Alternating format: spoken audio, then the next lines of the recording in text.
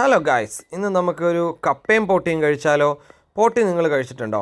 എന്നാൽ പോട്ടി ഉണ്ടാക്കുന്ന വിധം എങ്ങനെയാണെന്ന് പറഞ്ഞുതരാം. ആദ്യം നന്നായിട്ട് ക്ലീൻ ചെയ്ത് ചൂടുവെള്ളത്തിലിട്ട് കഴുകി വാരിയെടുത്ത പോട്ടി കുക്കറിൻ്റെ അകത്തിട്ട് നന്നായിട്ട് വേവിക്കുക. അപ്പോൾ അതിന് വേണ്ടിയിട്ട് ഞാനൊരു 1/2 കിലോ പോട്ടി നന്നായിട്ട് ചൂടുവെള്ളത്തിൽ കഴുകി വാരിയിട്ടുണ്ട്. അത് പതിയെ പതിയെ കുക്കറിലായിട്ട് നമ്മളിങ്ങനെ എടുത്തിട്ടു.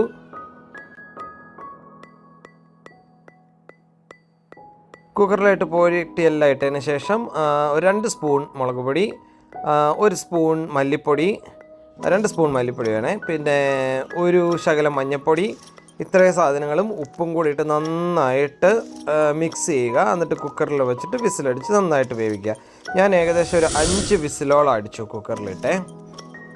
ഒരു 5 വിസിലടിച്ചതിന് ശേഷം നമ്മൾ ആ ഒരു സമയത്ത് സബോള അരിയുക, ഇഞ്ചി ഗാർലിക് ഒന്ന് ചതച്ചെടുക്കുക. അതിനുശേഷം പാൻ വെച്ച് അതിൻ്റെ അകത്ത് ആവശ്യത്തിന് വെളിച്ചെണ്ണ ഒഴിച്ചിട്ട് കടുക് ഇട്ടിട്ട് ബാക്കി ആ സബോള ഇട്ട് കടുക് വറ.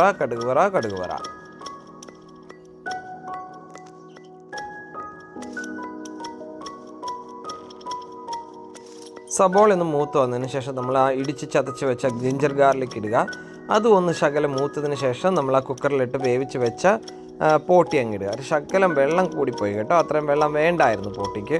അങ്ങനെ അത് കുറച്ച് നേരം വെള്ളം നന്നായിട്ട് പറ്റിച്ചെടുക്കുമ്പോഴത്തേക്കും നോട്ടെ ഈ ഒരു പരുവത്തിന് വരും. പിന്നെ കുറച്ച് കരിയാപ്പിലയും കുറച്ച് ഗരം മസാലയും ശകലം ഒരു കുരുമുളക് പൊടിയും കൂടി ഇട്ട് ഒന്നും കൂടി ഒന്ന് പയ്യെ ഒന്ന് അടച്ച് വെച്ച് വേവിക്കുക. അപ്പോൾ അതേ നല്ല സ്വാദിഷ്ടമായിട്ടുള്ള പോട്ടി റെഡി.